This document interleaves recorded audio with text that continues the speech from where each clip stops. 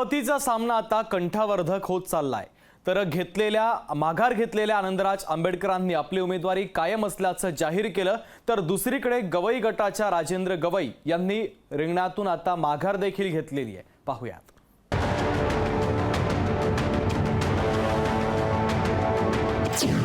अमरावतीच्या निवडणुकीत रोज नवा ट्विस्ट।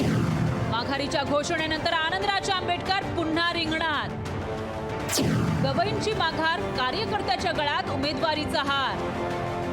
अमरावती लोकसभेची निवडणूक दिवसेंदिवस उत्कंठावर्धक होत चालली आहे। कालपर्यंत माघारीची घोषणा करणारे आनंदराज आंबेडकर यांनी पुन्हा निवडणूक लढण्याचा निर्णय घेतलाय। वंचितसह रिपब्लिकन पार्टीच्या अनेक गटांनी पाठिंबा दिल्याचा दावा आनंदराज आंबेडकरांनी केला। आमची रिपसेना तर आहे, पण वंचित बहुजन महासंघ अत्यंत ताकदीने उभा आहे। त्याबरोबर एमआयएम पूर्ण ताकदीने उभा आहे। अनेक छोट्या म्हणजे धनगर समाजाच्या असतील, माळी समाजाच्या अनेक संघटना आहेत ज्यांनी मला पत्रक दिलेले आहेत। आंबेडकरी जनतेच्या रेट्यामुळे आपण माघारीचा निर्णय बदलल्याचा दावा आनंदराज आंबेडकरांनी केला।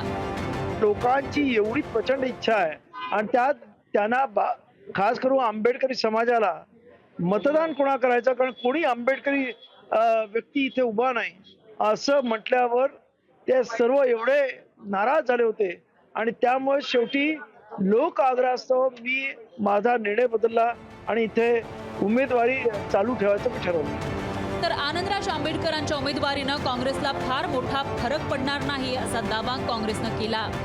त्याचा काही काँग्रेस पक्षाच्या याच्यावर काहीच परिणाम होणार नाही, कारण की त्यांनी स्वतः हे कबूल केलं आहे की मी इथे जेव्हाही आलो तर मला कोणी भेटायलाही तयार नाही।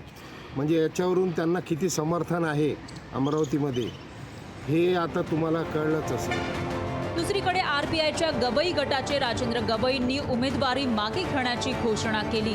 गवईंनी उमेदवारी सरी मागे घेतली असली तरी त्यांच्याच पक्षाच्या हिम्मत ढोले यांना त्यांनी रिंगणात उतरवलंय। बाळासाहेब आंबेडकरांचा पाठिंबा देण्यासाठी मी माझी उमेदवारी मागे घेऊन हिम्मत ढोले आमचा जिल्हा अध्यक्ष एक सामान्य कार्यकर्ता दादासाहेबांच्या सोबत घडलेला, दादासाहेबांच्या एबी फॉर्मवरती त्यांनी नगरपालिका लढवली आहे, त्यांची उमेदवारी जाहीर करतो।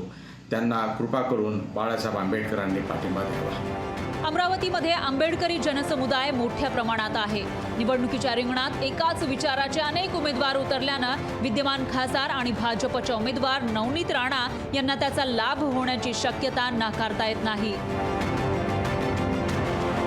सूरज दहाट, लोकशाही मराठी, अमरावती।